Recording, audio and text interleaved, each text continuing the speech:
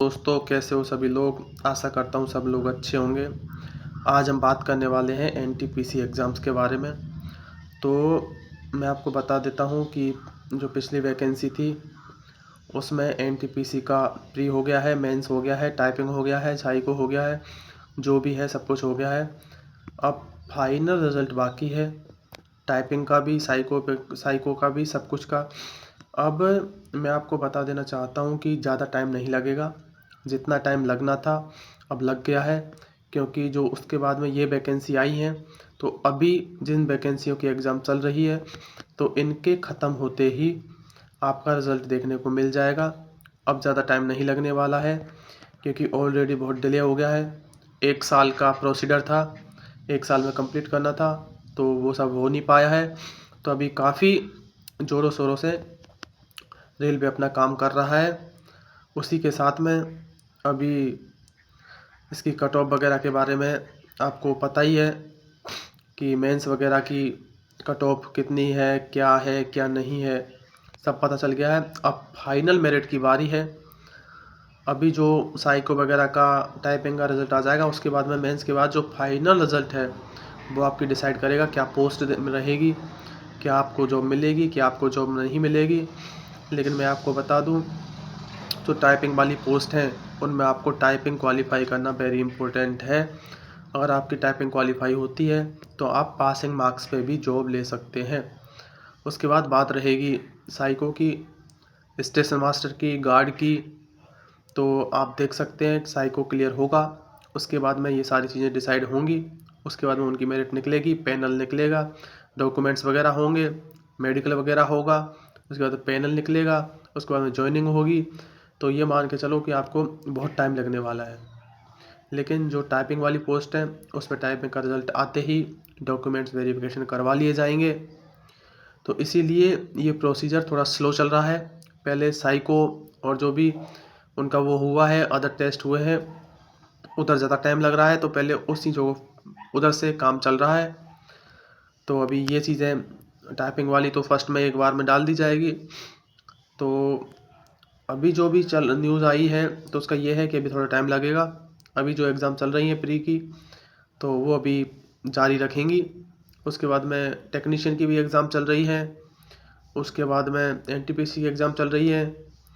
तो ये सारी चीज़ें, ये सारी एग्ज़ाम क्वालिफाई होने के बाद, कंप्लीट होने के बाद इनका एनटीपीसी का जो मेंस का, जो भी साइको का, टाइपिंग का जो भी फाइनल रिज़ल्ट है वो डाल दिया जाएगा। तो आप अभी इस महीने वेट करो, इस महीने में आपका रिज़ल्ट आ जाएगा। और रही बात साइको की, आपकी साइको लग चुकी है, लेकिन कई बच्चों की टाइपिंग दोबारा भी लगी थी।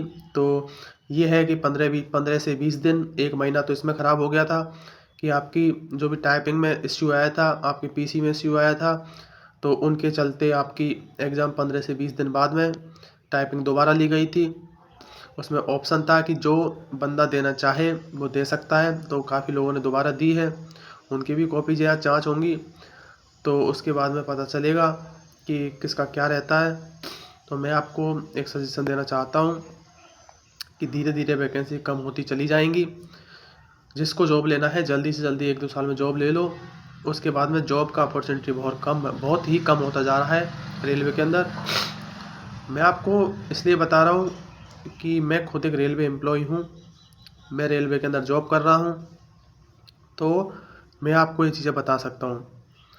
क्योंकि मैंने देखा है जो भी फील्ड की नौकरी होती है, फील्ड की जॉब होती है रेलवे के अंदर, और ग्रुप डी के अंदर जो पॉइंट्समैन की वैकेंसी होती है, और जो भी ग्रुप डी में अदर स्टाफ होता है, और 4th ग्रेड का सफाई कर्मचारी का स्टाफ होता है रेलवे के अंदर, ये सारा प्राइवेट जा चुका है। हमारे यहाँ प्राइवेट लोगों से काम किया जा रहा है। तो जल्दी से जल्दी ये है कि आप अपना टाइम ख़राब ना करें और जल्दी से जल्दी आप जॉब लेने की कोशिश करें, क्योंकि यहाँ पर बहुत ही जल्दी से जल्दी प्राइवेटाइजेशन किया जा रहा है। अभी आपने एक नोटिस देखा होगा कि जो वर्कशॉप है और जो कार शेड हैं, लोको शेड हैं, उन सभी को प्राइवेट किया जा रहा है। आपने ये नोटिस पढ़ा होगा, अभी 2-4 दिन, क्या इस हफ्ते भर पहले अखबार में निकाला भी था कि ये चीज़ें प्राइवेट की जाएंगी। और दूसरी बात, एक्स सर्विसमैनों को ज़्यादा फ़ायदा दिया जा रहा है। अब इस बार ये भी कंफर्म हुआ है कि 20% जो है एक्स सर्विसमैन लेवल 1 में भरे जाएंगे और लेवल 2 में 10%, लेवल 2 और अदर मतलब ग्रुप सी में 10% वैकेंसी भरी जाएंगी, ग्रुप डी में 20% वैकेंसी भरी जाएंगी। ये ओनली फॉर एक्स सर्विसमैनों के द्वारा भरी जाएंगी। तो इसमें जो नया युवा है उसके लिए अपॉर्चुनिटी बहुत कम है और जो एक्स सर्विसमैन है उसके लिए अपॉर्चुनिटी बहुत ज़्यादा है।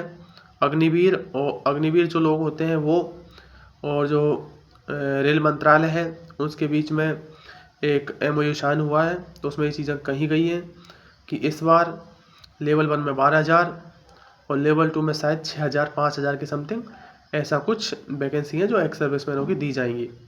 तो भाई सब भाई पढ़ाई में जुड़े रहो, और भी कोई क्वेश्चन क्वेरी हो तो आप पूछ लेना, कैसे क्या पढ़ना है, कैसे क्या आता है एग्ज़ाम में, कैसे क्या प्रोसीजर रहता है।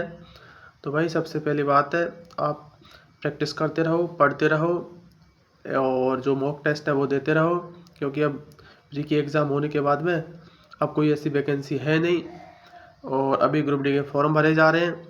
तो आप उम्मीद करके चलो कि इसमें तो अभी टाइम लगेगा, लेकिन ALP का जो है, ALP का भी प्रोसेस बहुत फास्ट होने वाला है। ALP का एग्ज़ाम हो गया है। मेंस में आपको ज़्यादा टाइम नहीं दिया जाएगा, क्योंकि मेंस में एग्ज़ाम लेने के बाद में तुरंत ही 20 दिन के अंदर साइको का रिजल्ट डाल दिया जाता है। तो साइको की तैयारी के लिए करो। जिसका पेपर अच्छा बैठ रहा है, अभी प्री का हुआ है, जिसकी आंसर की आ चुकी है, जिसको लग रहा है हमारा हो जाएगा, तो आप मेंस की तैयारी करो। साथ में मेंस की तैयारी के साथ में साइको की तैयारी करो।